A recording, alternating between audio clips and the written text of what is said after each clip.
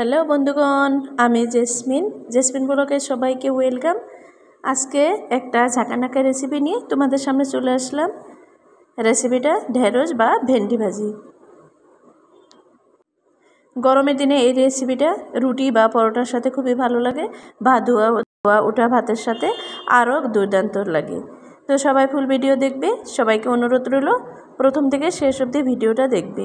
এবার গরম তেলে পেঁয়াজগুলো দিয়ে দিলাম, দিয়ে পেঁয়াজগুলো ভেজে নিব।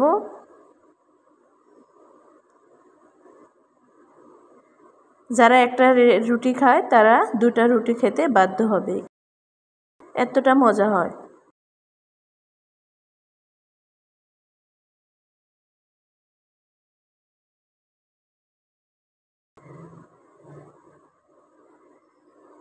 এবার লবণ দিয়ে দিলাম, মরিচটা আপনারা নিজেদের মাপমতো দিবেন, যা যতটুকু ভালোবাসেন ঝাল খেতে। হলদি দিয়ে দিলাম।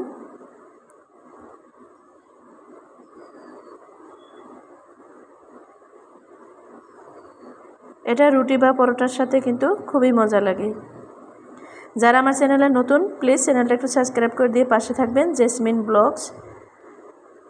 আর ভিডিওটা ভালো লাগলে লাইক করে সবাইকে দেখার সুযোগ করে দিন। এবার সবগুলো মশলা দিয়ে দিলাম, দিয়ে ভালো করে মিক্স করে নিব। যারা একটা রুটি খায় তারা দুটো রুটি খেতে বাধ্য হবে, খুবই মজা লাগে এটা। আর গরম গরম ধোয়াটা ভাতের সাথে আরও বেশি মজা লাগে। আমি আজকে ভেন্ডিগুলো একটু অন্যরকম করে কেটে নিয়েছি। এইভাবে ভাজি করলে কিন্তু একটু ভিজলে ভিজলে ভাবটা থাকে না, দেখে নিশ্চয় বুঝতে পারছেন।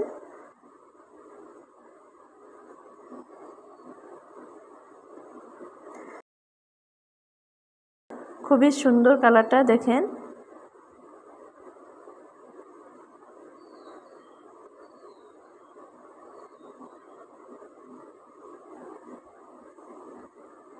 সবাইকে অনুরোধ করছি প্রথম থেকে শেষ অবধি দেখবেন, স্কিপ করবেন না।